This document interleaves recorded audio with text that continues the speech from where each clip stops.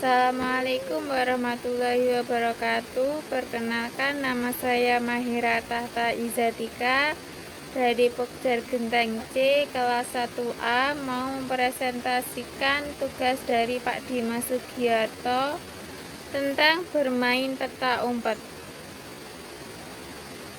Adapun latar belakangnya yaitu tidak dapat dipungkiri kehadiran berbagai gadget yang bisa melakukan apa saja, termasuk permainan, dari mulai permainan online atau offline, membuat permainan yang dulu pernah kita lakukan seakan hilang atau tidak pernah ada lagi. Banyak anak-anak yang lebih memilih bermain Angry Birds, COC, Kitret di tablet atau ponsel dibandingkan bermain peta umpet. Alasannya beragam, mulai dari panas kalau main di luar, ataupun permainan tradisional sudah tidak ada zamannya lagi. Padahal hampir semua permainan tradisional itu mampu memberikan lebih banyak dampak positif daripada dengan hanya bermain dengan gadget, sehingga banyak pula permainan yang diciptakan untuk dimainkan sambil berolahraga.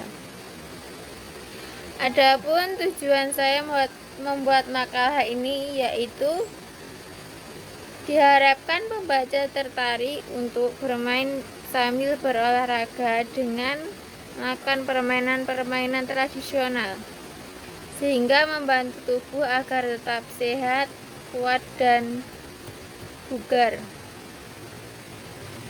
Adapun pengertian atau sejarah bermain peta umpet yaitu mungkin hampir semua anak di era sebelum 90-an pernah bermain permainan ini. Peta umpet salah satu permainan tradisional yang telah berumur ratusan tahun, bahkan mungkin ribuan tahun. Tidak jelas kapan permainan ini mulai ditemukan atau dimainkan.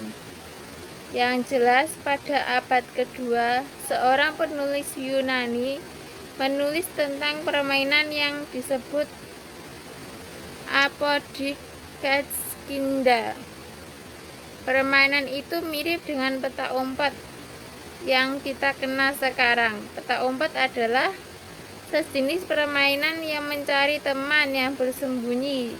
Bisa dimainkan oleh minimal 2 orang, namun jika semakin banyak semakin seru.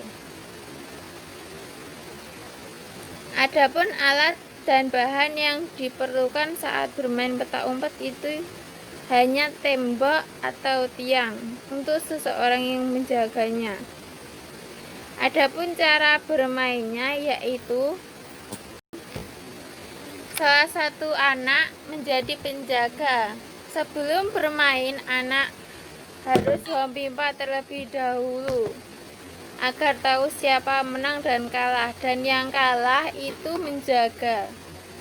Yang pertama yaitu salah satu anak mendekap di tiangnya sambil berkata 1, 2, 3, dan satu anaknya lain berlari bersembunyi di semak atau di sebagainya. Sampai ke hitungan ke-10, anak yang menjaga itu mencari anak yang bersembunyi tersebut sampai ditemukannya. Jika sudah ditemukan, maka anak yang bersembunyi itu adalah orang yang kalah atau bergantian untuk berjaganya. Adapun manfaat dari bermain peta umpet yaitu olahraga dan menghilangkan kemungkinan obesitas bagi anak. Nomor 2, mengasah ketelitian dan kepekaan anak. Nomor 3, melatih kesabaran. Nomor 4, melatih ingatan. Adapun saran bagi anak-anak kalau mau bermain peta umpet itu di tempat yang tidak tidak seperti hutan atau sebagainya, karena dikhawatirkan ada banyak hewan buas. Sebaiknya dilakukan di ruang terbuka, misalnya di lapangan, di halaman sekolah, di sekolah atau di kelas. Semua anak harus bermain dengan adil, jangan sampai bermain dengan curang. Adapun saran yang saya berikan yaitu untuk seluruh masyarakat Indonesia, sesekali bermainlah permainan tradisional yang berasal dari Indonesia, agar permainan tradisional tidak hilang.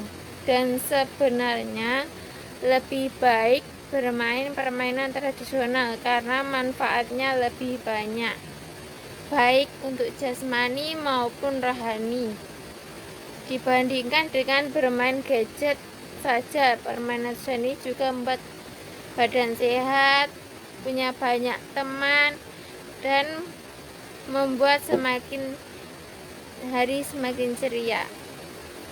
Adapun kesimpulan permainan ini, banyak permainan tradisional yang berasal dari berbagai provinsi Indonesia, termasuk permainan petak umpet. Permainan tradisional memberikan banyak manfaat positif bagi yang memainkannya. Namun, sering berjalannya waktu, permainan tradisional mulai dilupakan, padahal permainan tradisional jauh lebih dibandingkan hanya bermain gadget di atas kursi atau tempat tidur. Sekian makalah penjelasan tentang bermain dan permainan anak petak umpet yang saya berikan. Apabila ada kurang lebihnya, saya mohon maaf. Wassalamualaikum warahmatullahi wabarakatuh.